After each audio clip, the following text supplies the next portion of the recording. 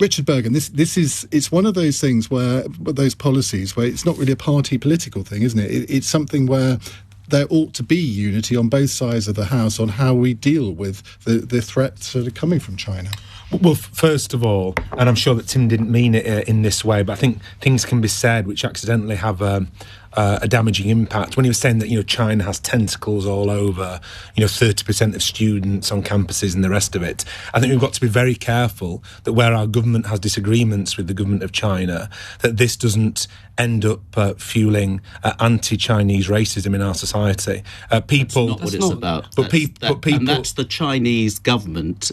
That's what they'd like you to believe. This is not about being anti-China. This is not an argument with China. It's an argument with the Chinese Communist Party government. I'm saying... Don't fall into their trap, Richard. That's their narrative. There is an increased instance of racism faced by Chinese people in Britain, for example, in relation to COVID, and we've got to guard against that. But what I'd say more widely is, look, there's things that the government of the United States has done historically, which we profoundly disagree with, invading other countries, using a nuclear bomb. Not committing genocide against millions of their own people, not responsible for the deaths of 1 million Chinese citizens who happen to be Tibetan. This is on an altogether different scale. Let's not try and call them in the same terms as America.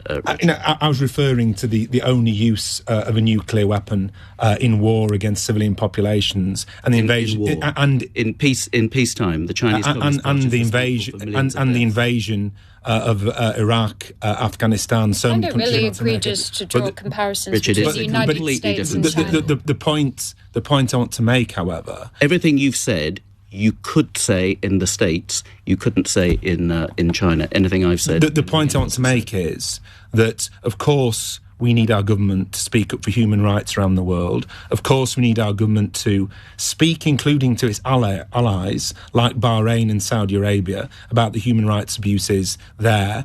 But I think we need to avoid a rush into a new Cold War, because Cold Wars can become proxy wars, hot wars. That's not in the interest of anybody.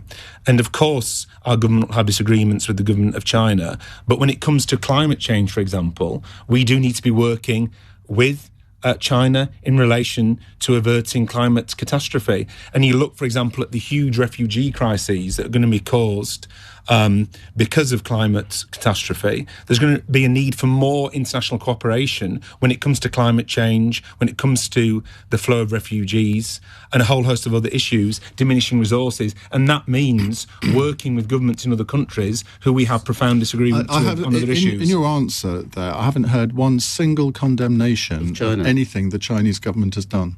Including on the environment. 29% of greenhouse gases are produced by China, way and above any other nation. The last 11 years, they burnt more coal than the whole of the rest of the world put together. They are going the wrong way on climate change. We need to call them out, not say, we need to sit down and be nice to them. We need to make sure we're not buying goods from them that have been produced in environmentally unfriendly ways by slave labor. So call them out, not our allies in America and elsewhere. Action is needed from China and from the United States and from the UK on climate change. However, there is a line which is incorrect, that somehow people believe that per head of the population in China, their carbon footprint is greater than ours. That's not true. The average person in China has a smaller... Stop defending China. I'm not... We need to have a sensible discussion about these things. China is a superpower. Of course, there'll be things on which we profoundly disagree with them. Of course, our government has to hold its allies and other countries to account on human rights abuses, and those discussions need to take place. Do you believe they've committed genocide? But see,